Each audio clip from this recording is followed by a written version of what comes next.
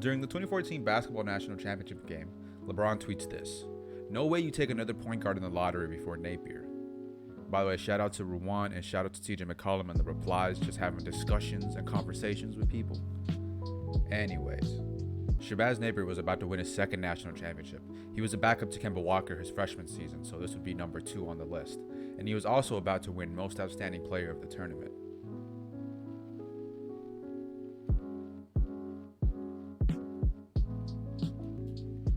By the way, LeBron said that and he got mocked a lot for it. If you actually look at like who got drafted that year in the lottery, you could actually make a case that had he gone in the lottery, he might have been the best point guard drafted. All right, just to be fair to LeBron. I don't know if he's 100% wrong. There's good players: Nikola Jokic, Julius Randle, Joel Embiid is in there. There's like good players, but like actual point guards, Spencer Dinwiddie is probably better. He is. And Marcus Smart is better, although you would argue Marcus Smart's not really a point guard, but good players. But it wasn't like Shabazz went 24th. It wasn't an awful pick, just so we're clear. All right.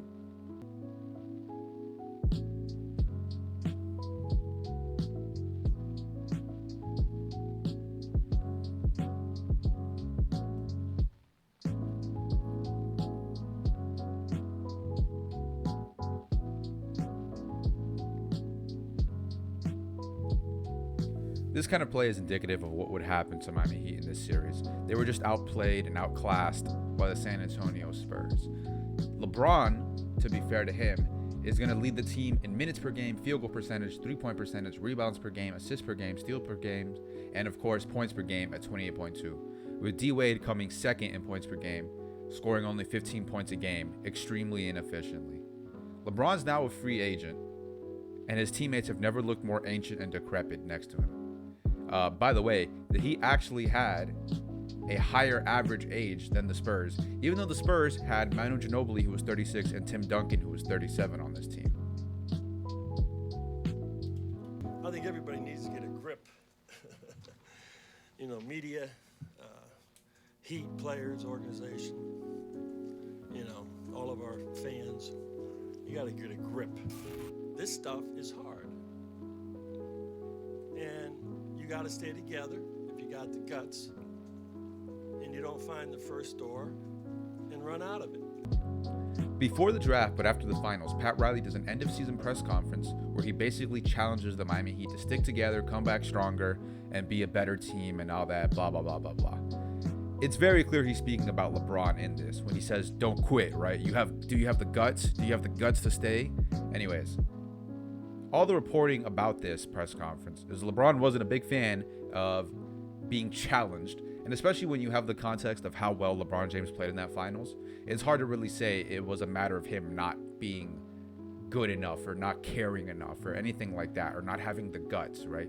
You can't really make that argument when he is by far the best player on the team and has a totally respectable series for a finals performance against a really good team.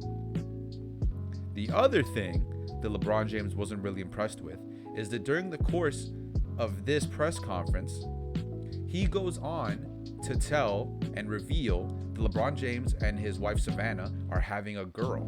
That is not public information yet. Pat Riley reveals that. Now, is it the biggest crime in the world to reveal something like that? No, but it's especially rude. It's a very inappropriate thing to do when it's not your family, right? You shouldn't be the one revealing that news to the world. So, needless to say, LeBron has plenty of reasons to be, let's put it mildly, annoyed at Pat Riley, right? He's challenging him. He's telling him, hey, do you have the guts to stay here? And also, he's revealing personal information that is not his business in any way to reveal. So we already have this tweet from LeBron in early April of that year. So before the playoffs, they haven't lost yet. None of that stuff has happened yet. Where he makes it known that he believes Shabazz Napier is the best point guard in the draft, right? Now you have the context of him being annoyed at his teammates for not giving him any help during that finals.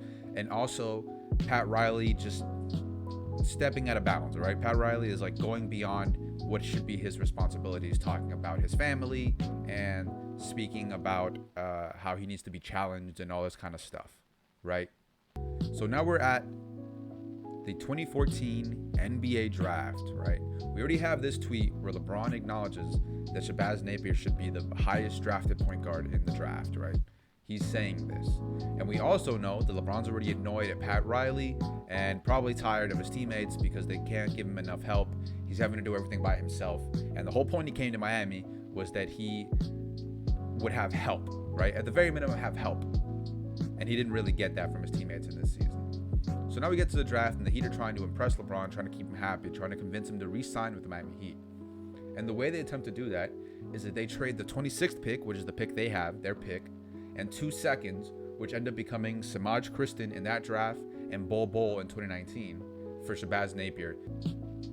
What follows is a tweet that lives in my brain rent-free, and I will never forget about it because it almost doesn't even feel real that it happened. And the tweet is LeBron James saying, as soon as the Heat trade for Shabazz Napier, my favorite player in the draft.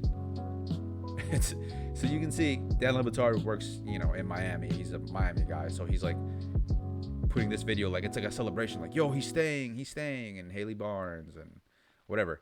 Like, people are kind of like celebrating. They're like happy because this seems, everyone seeing this tweet in real time is like, oh, this is a wink that the team he plays for, or a team he most recently played for, the Miami Heat, just drafted a player that he acknowledged he's a massive fan of, right?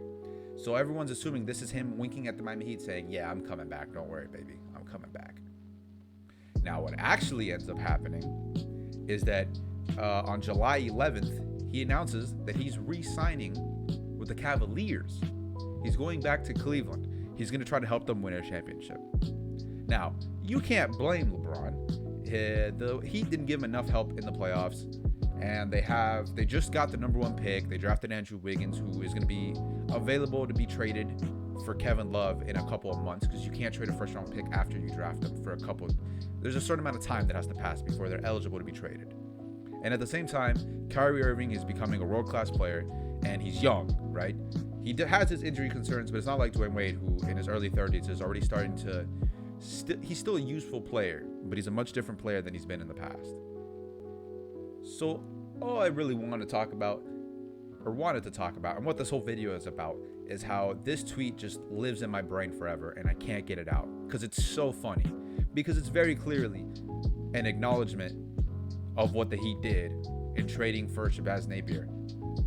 And at the same time, we're pretty confident he had at least an idea that he was going back to Cleveland at this point. He wasn't coming back to the Heat, which is just insanely funny. Top shelf troll move. Shout out to LeBron. That's hilarious that he did that. I'm still triggered by it to this day. You win. He's always going to win. He's LeBron James, Even when he loses, he's still winning. There's nothing we can do about that. I don't know how he keeps getting away with it, but he's just going to. And it's very funny. And yeah, that's the video. Thank you for watching. I hope you found this entertaining and also as dumb as I did. All right, bye. During the NCAA tournament, LeBron James tweeted out that you were the best point guard in college basketball. How excited are you to play with LeBron? Very excited. Now it's my job to get in the gym and improve it.